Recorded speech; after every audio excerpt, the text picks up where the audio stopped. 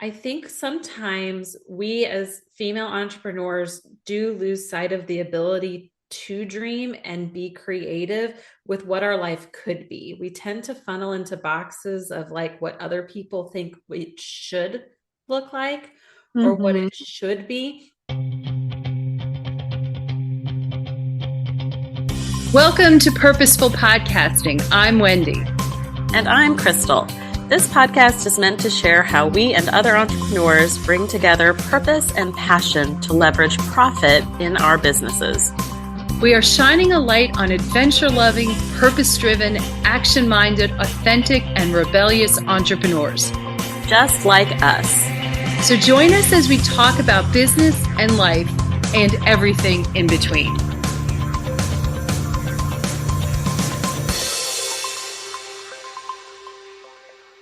Hello, and welcome to this week's episode of Purposeful Podcasting. I am Wendy, and I am here with Crystal. We are just back from a multiple day get together where we had the opportunity to do some masterminding. Also, part of the fun things that we did is we went to see the Barbie movie together. So this podcast is largely about the Barbie movie and what we thought and really how it connects to female entrepreneurs. And I'm very happy to jump in with my thoughts. Crystal, if you... No, take it. Take it. You run with it because you have thoughts. Yeah, I will start off by saying that I was a Barbie girl.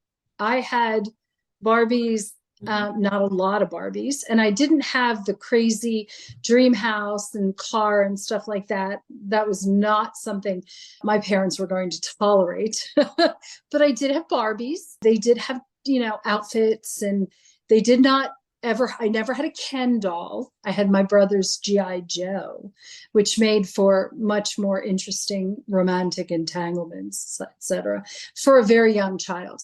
Fast forward to now, which is a lot of years after my last Barbie, I was really taken with the message, I think, that they were putting out.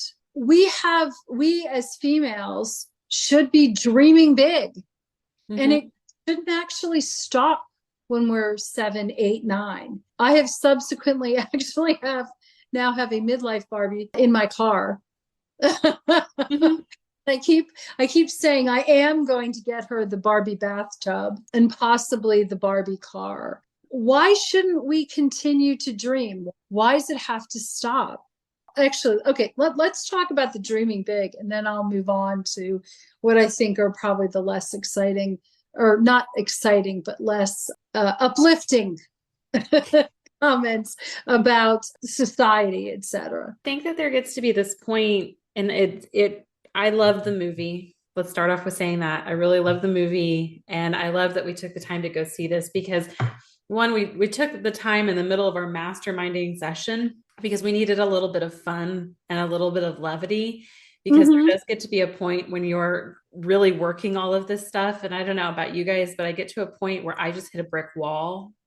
And the only thing to help that was some rest and some joy and some fun, because I needed that infusion of those things to get the creative juices flowing again, which I think this movie did a really great job of doing for us. It did. It gave a lot of levity. It was a super fun movie. It was funny beyond just the messaging that it put, but it was really eye-opening because I think sometimes we as female entrepreneurs do lose sight of the ability to dream and be creative with what our life could be. We tend to funnel into boxes of like what other people think it should look like or what it should be.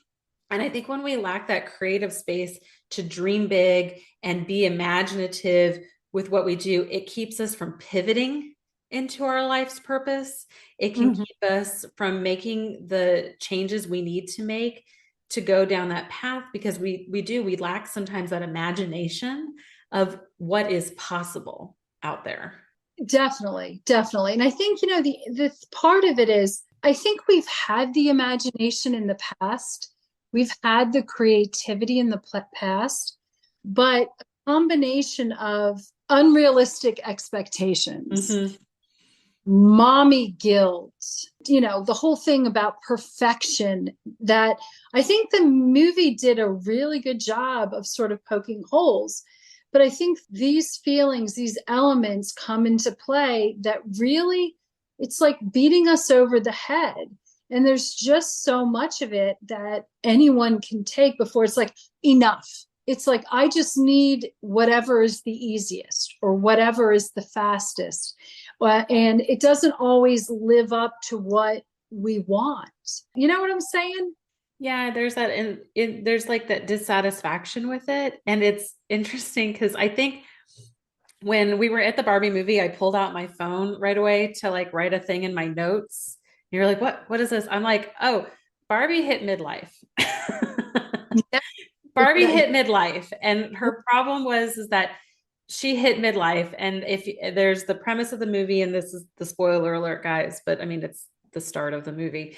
Barbie all of a sudden starts thinking about death and contemplating like her life's purpose, essentially. And that is the catalyst for all these big changes that Barbie then sets herself off on her own little journey.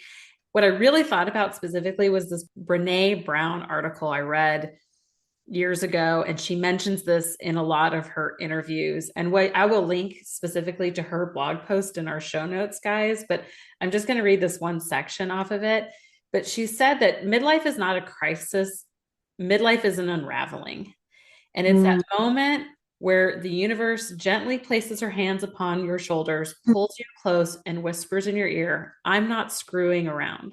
All of this pretending and performing, these coping mechanisms that you've developed to protect yourself from feeling inadequate and getting hurt, has to go. Your armor is preventing you from growing into your gifts. I understand that you need these protections when you were small. I understand that you believed your armor could help you secure all of the things you needed to feel worthy and lovable, but you're still searching and you're more lost than ever. Time is growing short. There are unexplored adventures ahead of you. You can't live the rest of your life worried about what other people think. You were born worthy of love and belonging. Courage and daring are coursing through your veins. You were made to live and love with your whole heart. It's time to show up and be seen. I thought of specifically that quote when Barbie woke up in the middle of the night and she was like having all these fears about her own inadequacies in life and what this means and how does this feel, because she was stereotypical Barbie. She was like supposed to be this epitome of perfection and of all of these things that we were supposed to aspire to be. And even she felt like she wasn't living up to it. Well, and the interesting thing is, and this again is probably, it's a spoiler, she was actually channeling America Ferrera's character, who was, she's a mom of a I guess early teenager, middle school. And she's channeling, and that's where you definitely the midlife, the things that pop up, death, cellulite, all of those things. And and I think that sort of that bridge between, this doll channeling, she was channeling because America Ferrera's character, she played with Barbies when she was a kid. She passed them along, her daughter had Barbies. And then all of a sudden things change, and things really change. You all of a sudden are stuck. You're stuck, and you can't live the life as, Brene Brown has said we're supposed to. I think what Brene Brown puts out is like the self-actualized end path that we all need to be on. But if you suffer from mommy guilt, you suffer from unrealistic standards and expectations, it's really such a stretch. How do you achieve that? And it was interesting. One of the parts of the movie is this monologue where America Ferrera is talking about she's pouring out her soul, and it's really incredibly powerful. Actually, it's a quote from the founder, the woman who created Barbie. We mothers stand still so our daughters can look back and see how far they have come. Okay. But as a female entrepreneur, as a working mom, I've missed some of that stuff. Well, and I don't know about you, but when she said that, it scared the crap out of me because I wasn't ready to I'm not ready to stand still. See, I guess I'm not either, because I think there's also a part of it where we want to be role models for our kids. It's like, I've talked to my 17-year-old daughter, and I want her to see me as someone who, I really want her to see me as someone who has my shit together. But I want her to see me as someone who accomplishes things, that is someone she's proud of. That could be whatever I undertake. If I had chosen to be a stay-at-home mom, or a stay-at-home mom that doesn't work, or whatever it is, it's really powerful statement, by the way. Yeah, I thought about that because I think, all of us become moms at different seasons and points in our life, and some by choice and some not by choice, right? Whatever circumstances brought you to that point, and then whatever circumstances then combined with that brought you into entrepreneurship. A lot of us women become entrepreneurs as moms because we feel and we hope that it will give us the freedom and flexibility to be able to do both and do both well.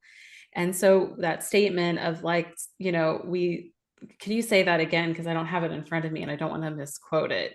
It is, we mothers stand still so our daughters can look back and see how far they have come. Yeah. And so I think while there's this simultaneously push that we do want our kids to go further than we did, and we do. Yes. Absolutely. And we both have daughters. So I feel it very strongly that I want them to do more in this life than what I did. I don't want to stop quite yet either. I want to keep going too. And we've talked about it a lot in past podcast episodes this season, where those things sometimes tend to butt up against each other, motherhood and working and entrepreneurship, and how figuring out a way to balance all of that, and the mom guilt that comes into play with that. And what does that mean for allowing them to dream big, but also give them all the support so that they can dream big and do it all? I think that's what made America Ferrera's monologue so powerful at the end, is that it sometimes feels like this impossible standard to live up to sometimes, of trying to hold both things true at the same time. Yep. And it feels very exhausting to do that. And at the same time, try to be pretty and try to be funny and try to be lilting and not demure. And oh my God. Yeah, exactly. And I think that it was really good for us to actually, so I had seen it before, and I saw it in the theater with my daughter, not sitting with her. She was with her friends. I was 10 seats over with a friend watching. I think that what really to me comes out of it is actually very much what you said, that for them to see us advocating for our beliefs, seeing us as really authentic people, individuals with multiple hats. We've talked about the hats we wear. We wear multiple hats, and realizing that we can work hard, we can be successful, we can do things. And unfortunately, it can't always be everything. We were out of town. We missed things that our kids did last week. There is a pang of, I feel bad. I also realize that there are things that I need to do. Okay, so the best example of that, how many times did I get a phone call while we were sitting in that movie? Yeah, and that forced me out of the theater, right, because they were imperative phone calls from kids' schools, doctors, other things that pulled attention and took me away from where I wanted and needed to be over here. And I think that's the perfect example. And I love what you said. we cannot be everywhere all at once, everywhere and everything all at once to everyone.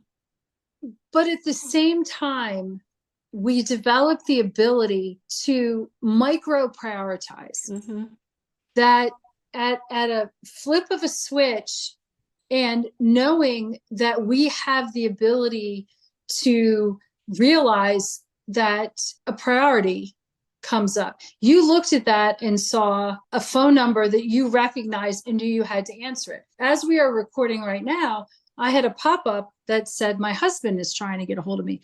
Well, I sent him to voicemail because it's, there, whatever he has to say, sorry, honey, is not a priority at this second.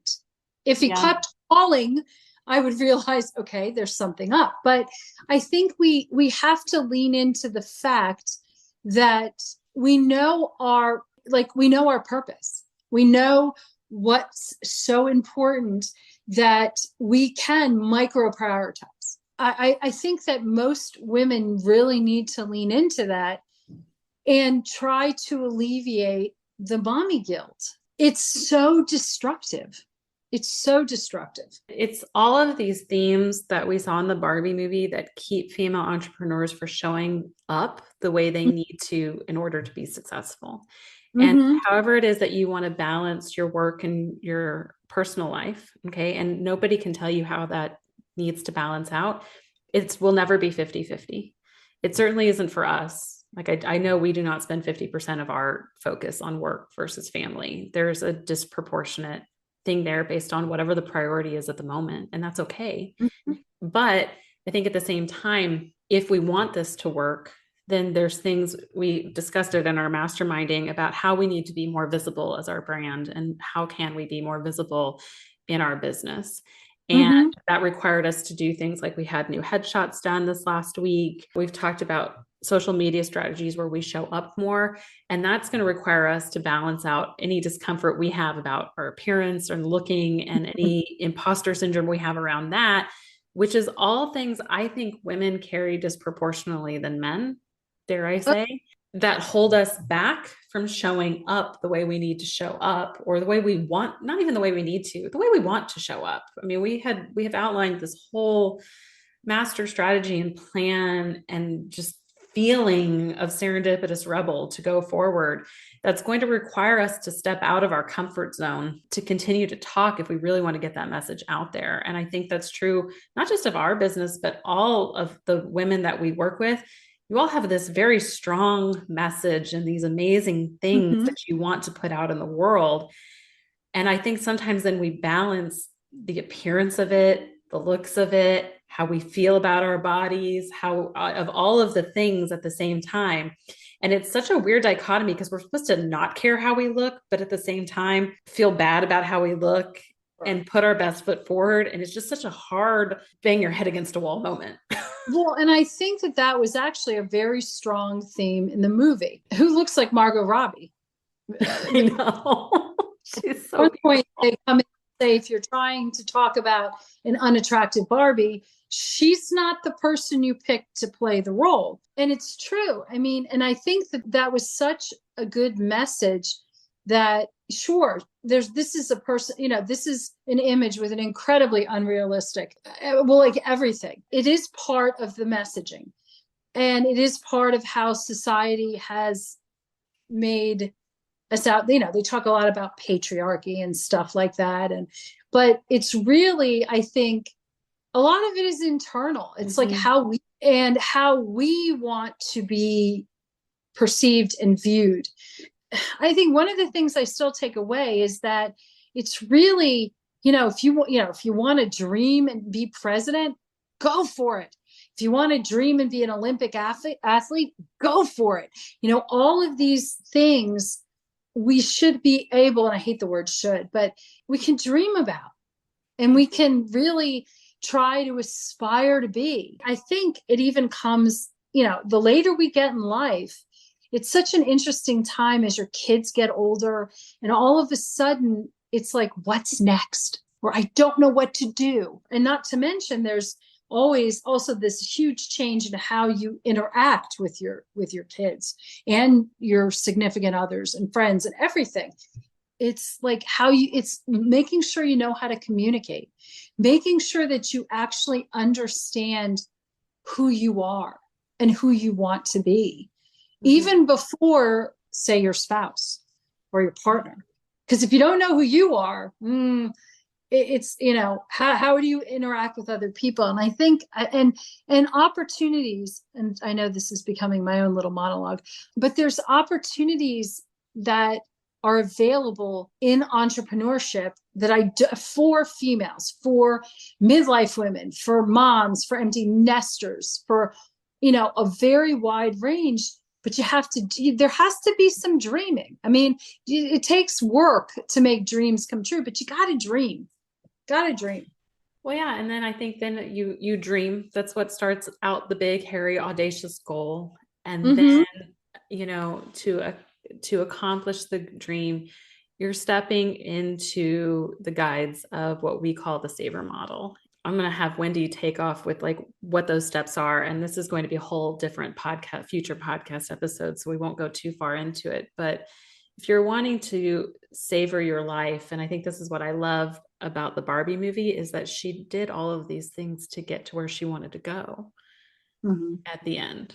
Okay, savor. Well, I had a very hard time during the pandemic. And it was a very hard time. I couldn't dream. I couldn't figure. at the beginning, I was a mess. And so one of the things that I guess became, you could say, a signature of Rebel on the Go, and is now an integral part of Serendipitous Rebel, is savor. And one of the things that we really drilled into last week during the masterminding was savoring your life. It's your life. So what does that mean? So it means stepping out of your comfort zone. Hey, for Barbie, it was realizing she was going to a gynecologist. I gave away more secrets. Going to the gynecologist. It's aligning your passions and interests. And for a lot of that's taking passions and interests and converting it into purpose. It's venturing under your own power. And this was huge, and it still is. I mean, it's like going for walks. It's, for me, it's like kayaking or rowing, or I know Crystal's a runner. It's what can you do? And the power, I think, is movement. It's getting off grass and moving. It's owning your connections and your community. So it's really realizing, we talk about square squads a lot, but it's even broader than that. And then it's, understanding that you need self-care, really. And we spent, last week, we went to the movies. We had great dinners. We also had high tea. We did things that we went for walks. I mean, there's self-care that allows you to really breathe and focus in on yourself. And this is one that I think is so underdeveloped for most of us, is ritualizing your gratitude and celebration. I think that when you think about celebrating and attaching being grateful at the same time, it is so powerful. And it allows us to then transition into the next phase. I think that savoring your life is, where are you? Where are you going? What do you want? And what is going to bring you the happiness? And generally it's not like a superficial, but really a really dig deep happiness for the rest of your life. And there's, nothing more fantastic than realizing that you need to have some sort of a pivot at midlife, even when your kids go from elementary to middle school or middle school to high school. These are opportunities, and then graduate. These are the opportunities to really look and take a real honest look of how you want your life to be. One of the most powerful things about that, and that's what I thought was so interesting about the Barbie movie, was it really kind of reflected back about how hard that change is going to be when you make that change. I think about when Weird Barbie holds up the two shoes and she's like, if you put on the Birkenstocks, you have to go and like figure out your life and see and like see the change. Or you can put these stilettos back on and your life can go back, blissfully different, Yeah. blissfully the way it always was. And she was like, the heels, I want to go back. I don't want to do it. And she's like, nope, you gotta want the first one. You gotta want the first one. Try again. It's true. It's so hard. It's so uncomfortable. We would so much rather turn and run the other direction. But it's like, once you know that your life can be different or that your life could be potentially changed, you really have no choice but to go into that and lean into that, even though it's dark and scary and you don't have the path lit perfectly in front of you. And the fear of the unknown absolutely is there. We don't know what's going to come out of that. But there is something about just knowing that you have to forge forward with that. You can't go back. And that is so true. And just knowing that you have your own judgment, you have your own intellect, you have everything you need. You just have to make sure that you have the confidence and take that step forward. And these drums we will continue to beat. Yeah. This has been awesome. This has been a fun conversation. It's always fun. All right, guys. Well, I think that is it for today's episode of Purposeful Podcasting. Thanks for joining us. You are definitely going to want to check it out next week, where we're going to delve into the recap of this season.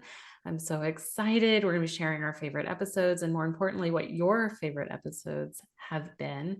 And if any of this resonated with you, be sure to hit the forward button, share it with a friend. And until next time, see you soon. Bye. Thanks for listening. Be sure to subscribe and leave us a rating. But only if you liked it. Otherwise, just keep it to yourself. You can learn more about purposeful podcasting on our website at serendipitousrebel.com. And if you have topics you'd like to hear about, be sure to submit them on our website or DM us on social media.